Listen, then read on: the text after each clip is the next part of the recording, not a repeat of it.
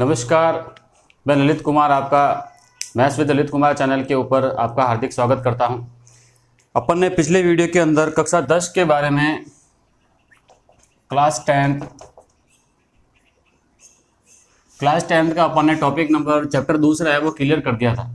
Second chapter तो था बहुपद के बारे में था, वो पूरा हो गया। आज अपन जो पढ़ेंगे वो है चैप्टर तीसरा, वो दे रखा है दो चरों में रैखिक समीकरण युग्म। दो चरों में रैखिक समीकरण युग्म।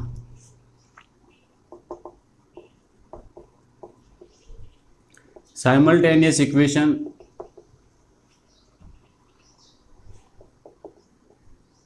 Linear simultaneous equation in two variables.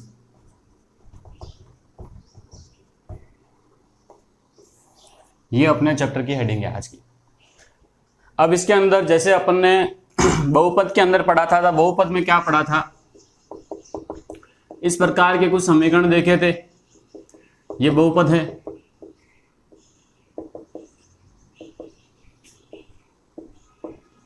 कुछ इस प्रकार के इक्वेशंस देखे थे अपन ने बहुत सारे। x की जगह y आ जाए तो y³ + 2y + 1, और t में देखा था कुछ अलग अलग आ रहे थे वहां पे, जैसे t + 1। तो जितने भी इक्वेशन आपने पिछली बार पढ़े थे वो सारे के सारे एक ही चर के अंदर थे। जैसे x दे रखा है तो यहाँ पे भी x है, x का x है, या y की जगह तो सारे y चल रहे हैं, x के x चल रहे हैं सारे। यहाँ t दे रखा है तो t आ रहा है। एक चर में दे रखे थे समीकरण। ये जो बहुपद दिए हुए आपको, ये सारे के सारे एक चर में। अब अपन जो पढ़ रहे हैं वो पढ़ रहे हैं दो चर। तो अब आपके समीकरण किस में आएगी? दो चरों में आएगी। एक्स वाई हो सकता है उसकी जगह, यू वी हो सकता है, ए बी हो सकता है। ऐसे दो दो चर एक साथ आपके उसके अंदर चलेंगे। जैसे मैं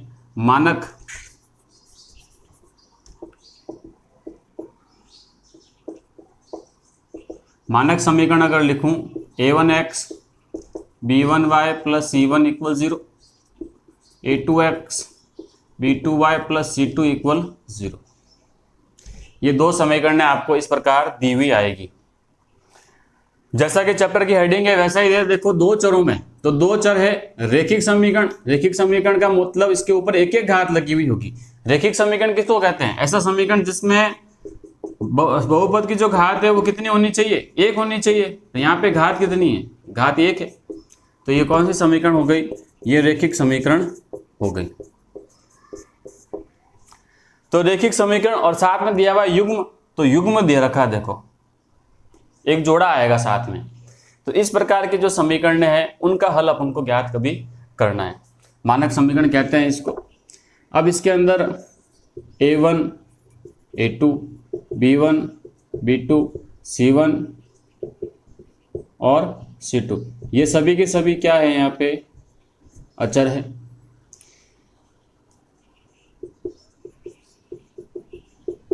x के जो गुणांक है पहले समीकरण में a1 है, और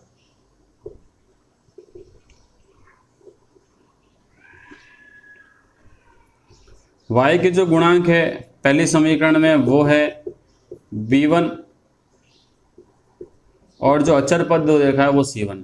दूसरी वाली समीकरण, ये सेकंड समीकरण। इस सेकंड समीकरण में x के गुणांक a2 है, y के गुणांक b2, और अचर पद यहाँ पे c2। ये इसकी थोड़ी सी जानकारी अपन ने पढ़ी है। दो चरों में रैखिक समीकरण युग्म जो अपन को स्टैंडर्ड फॉर्म ये होता है इसका, इसके गुणांक कोफिशिएंट ये होते हैं, और एक चर में क्या होता है, दो चरों का मतलब क्या होता है। अब अपना आगे का जो टॉपिक है वो थोड़ा सा इसके अंदर और आगे दो चरों में रैखिक समीकरण के बारे में और क्या पढ़ेंगे। देखो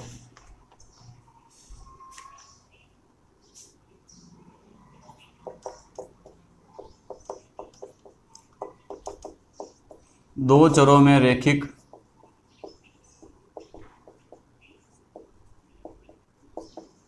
समीकरण युग्म की प्रकृति। क्या पढ़ेंगे अब नेक्स्ट टॉपिक अपना प्रकृति। प्रकृति का मतलब क्या होता है?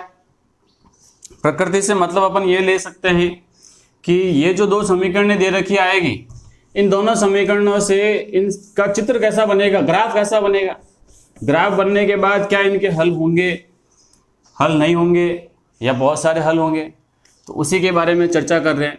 एक टेबल बना रहा हूं मैं, उस पर थोड़ी चर्चा करते हैं। देखो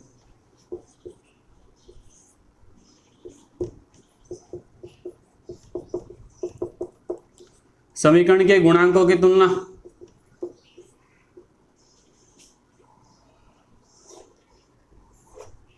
और यहां पर मैं लिख देता हूं इसकी प्रकृति। प्रकृति का मतलब है कि जो समीकरण युग्म जो दिया हुआ आएगा वो किस प्रकार से अपना हल देगा, उसके बारे में जानकारी अपन पहले ही प्राप्त कर सकते हैं। पहले कैसे, अभी देखिए आप। पहला, समीकरण के गुणांकों की तुलना, a1/a2 b1/b2। अगर ये आपस में बराबर नहीं है, इसका मतलब ऐसे इस प्रकार के जो समीकरण होंगे वो अद्वितीय हल देंगे। अद्वितीय हल का मतलब एक हल देंगे। कितने हल देंगे? केवल एक हल। इसके बाद इनसे जो रेखाएं बनेगी वो एक बिंदु पर प्रतिच्छेद करेगी। इनसे जो सरल रेखाएं बनेगी वो एक बिंदु पर प्रतिच्छेद करेगी।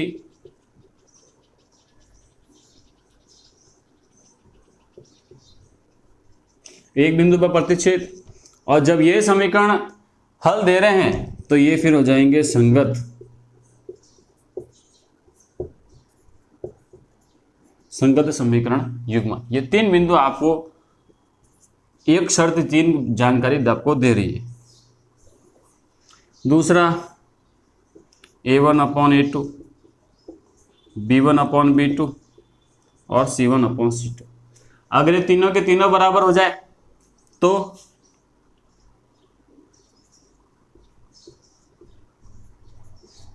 अनंत हल कह सकते हो, अनेक हल कह सकते हो। इसके बाद रेखाएं जो बनेगी वो बनेगी संपाती रेखाएं। इसका जो चित्र है वो इस प्रकार होती है। दोनों रेखाएं ये है, तो ये एक बिंदु पर काट रहे हैं, तो ये अपना क्या है, हल है। संपाती रेखाएं का मतलब इसी के ऊपर एक और लाइन है, ऐसे दो लाइनें हैं। अब ये भी हल दे रहा है, तो ये हो जाएगा संगत समीकरण युग्म। ये दूसरा बिंदु। तीसरा, a1/a2 b1/b2 not equal to c1/c2। जब ये लास्ट वाला जो गुणांक है, इनका जो अनुपात है, अगर वो इसके बराबर नहीं आता है तब इसका मतलब हो जाता है कोई हल नहीं। समांतर रेखाएं होगी।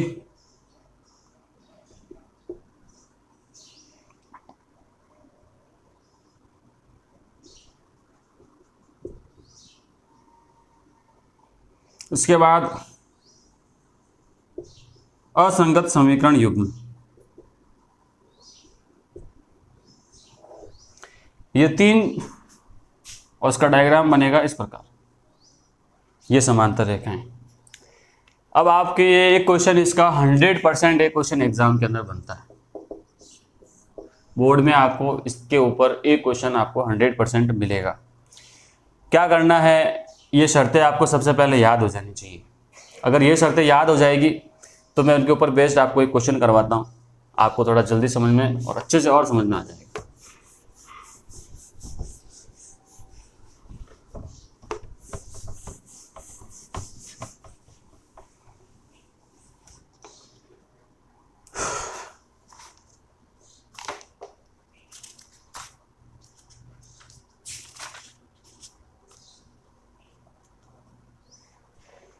जैसे सवाल दे रखा है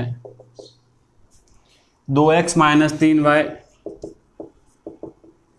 बराबर 8 और 4x - 6y = 9, ये दिया हुआ। अब ये जो समीकरण दे रखी है, तो इसमें क्या करना है, अपन ने जो स्टैंडर्ड फॉर्म पढ़ा था वो ये था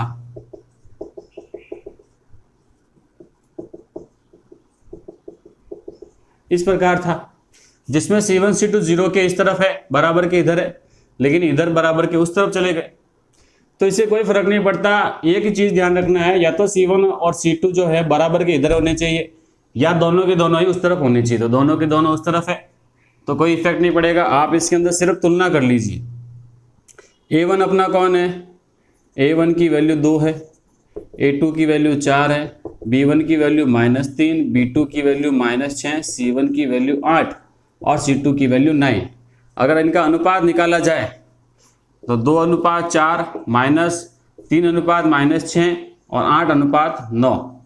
माइनस माइनस कैंसिल हो जाएगा, ये 1/2 हो जाएगा, ये भी 1/2 हो गया, 1/2 1/2 और ये कैंसिल हो नहीं रहे, तो ये यहाँ से काट दिया, ये भी कट जाएगा। तो अब ये क्या बन गया है, कौन सी शर्त लागू हुई है यहाँ पे, सबसे लास्ट वाली समांतर रेखाओं वाली। तो आप इसमें लिख दीजिए कोई हल नहीं है तो ये असंगत है। तीसरा, समांतर रेखाएं बनेगी। ये एक क्वेश्चन इस प्रकार, बिल्कुल छोटा सा एक शर्त के ऊपर आधारित सवाल है, आपको इसको क्या कर लेना है, करना है। अब और भी बहुत सारे सवाल है इसके अंदर, जैसे एक चौथा क्वेश्चन,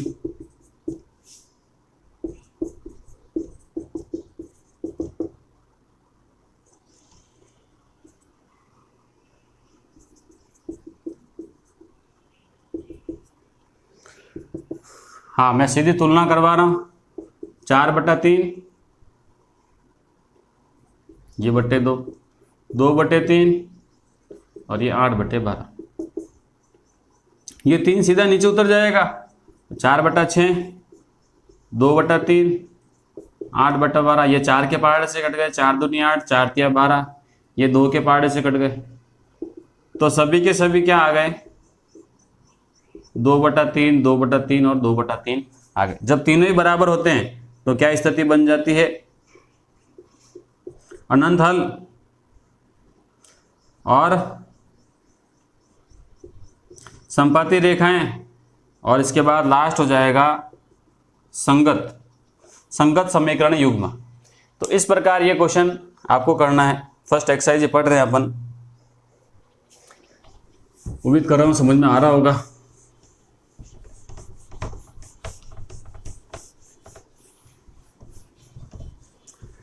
हो सकता है आपकी जो किताब है उससे सवाल मैच ना हो, लेकिन आपका उद्देश्य सिर्फ सवालों को, पैटर्न को समझना है। इस पैटर्न के आधार पर ही आपको सभी सवाल कर लेने हैं।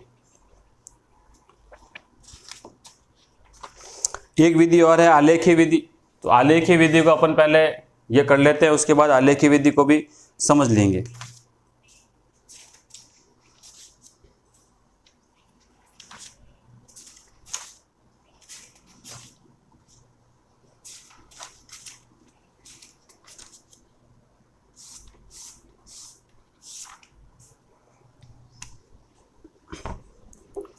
तो एक तो ये सवाल थे, दूसरे मैं थोड़ा सा आगे चला जा रहा हूँ, वो आपको बाद में वापस समझा दूंगा। अपन समीकरणों को हल करने की जो विधि है, तो 4 प्रकार की विधियां हैं। एक तो अपने पास है विलोपन,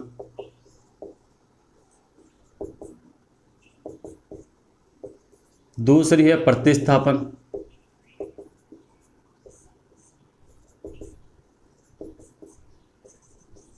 तीसरी विधि है यहाँ पे वज्र गुणन,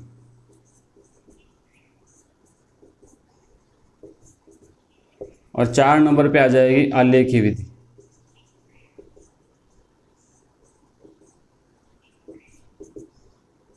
ये 4 विधियां हैं जो आपके सिलेबस में, लेकिन इस बार इस वज्र गुणन विधि को हटा दिया गया है।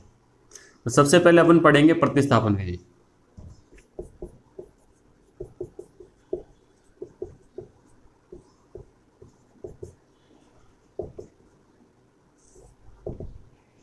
इस प्रतिस्थापन विधि के अंदर क्या होगा, मैं आपको सीधा सवाल के माध्यम से समझाता हूं। जैसा इसका नाम है प्रतिस्थापन, तो एक चर का मान निकालने के लिए दूसरे समीकरण से दूसरे चर को उठाकर पहले समीकरण के अंदर आपको रख देना है।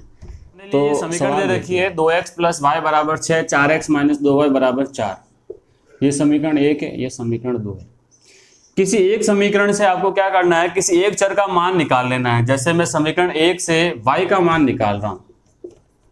समीकरण 1 से क्या किया आपने, y का मान निकालना है तो 2x को उधर भेज दो, तो y equal to 6 minus 2x। पक्षांतरण आपको आता होगा, 2x को उधर भेज दिया। अब जो ये मान आया है समीकरण 2 में रखने पर, तो समीकरण 2 में रख दो इसको। समीकरण 2 कहाँ है, ये रही, 4x माइनस 2 और y की जगह रख दिया 6 माइनस 2x बराबर 4। अब इस समीकरण को हल कर लीजिए बस, 12 माइनस और माइनस आगे हो जाएंगे प्लस, तो हो गया 4x बराबर 4। 4x और 4x हो गया 8x। x वालों को एक तरफ रखो, संख्याओं को उस तरफ भेजो, -12 उधर गया तो 4 + 12 हो गया 16। तो x बराबर 16/8, x बराबर 8 का भाग 16 में 2 बार। ये जो मान आया है x बराबर 2, इस x बराबर 2 के मान को किस में रखोगे आप, जो आपने नया समीकरण निकाला है उस समीकरण में इसको रख दो, समीकरण 3 में। जैसे ही इसको समीकरण 3 में रखोगे, 3 नंबर समीकरण क्या है, y माइनस 6 माइनस 2x, तो y equal to 6 minus 2x की जगह 2 रख दिया, तो 6 माइनस 4 और y की जगह क्या आ जाएगा, 6 माइनस 4 बराबर 2। ये आपके ऐसे समीकरणों को हल करना है। एक बार फिर से देखते हैं। इस प्रकार के 2 समीकरण दिए हुए आएंगे, आप किसी भी समीकरण से एक चर का मान निकाल लो और दूसरे वाले समीकरण में उसको रख दो। मैंने y का निकाला, आप x का निकाल सकते हैं, यहाँ से y का निकाल सकते हैं, यहाँ से x का निकाल सकते हैं। ये जिस समीकरण से मान निकालोगे उसके विपरीत दूसरी समीकरण में वो मान रखना है। तो मैंने 1 से निकाला और 2 में मान रख दिया। 1 से मान निकाला है y का 6 माइनस 2x, और रख किस में रहे हैं अपन, समीकरण नंबर 2 में। समीकरण 2 में रखने पर किसकी जगह, y की जगह, ये देखो y की जगह मान रख दिया बराबर 4। 4x का 4x minus 2 into 6 minus 12, minus 2 का गुणा माइनस 2 से तो प्लस 4, और ये x का x इक्वल टू 4 लिखा है। 4x और 4x 8x हो गए, माइनस 12 उधर जाएगा तो 4 प्लस 12 हो गया 16। 8 का भाग जब 16 में देंगे तो x की वैल्यू आ गई। तो जब x का मान आ जाता है तो नई समीकरण जो दिख रही है इसमें आप क्या करें, x का मान रख दें। इसमें रख दिया तो 6 माइनस 4 ये आ गया 2। हाँ, उम्मीद कर रहा हूँ आपको ये प्रतिस्थापन विधि समझ में आई होगी। नेक्स्ट लेक्चर के अपन विलोपन विधि समझेंगे और प्रतिस्थापन के कुछ क्वेश्चन है वो, और सारणी जो अपन ने पीछे बनाई थी उससे संबंधित जो प्रश्न हैं उन सभी प्रश्नों को अपन हल करेंगे। तो ज़्यादा से ज़्यादा इस वीडियो को शेयर कीजिए और अपने दोस्तों तक इस विधि के बारे में जो जानकारी है वो सबको पहुँचाइए, ताकि इसका लाभ सब विद्यार्थियों को मिल सके। धन्यवाद।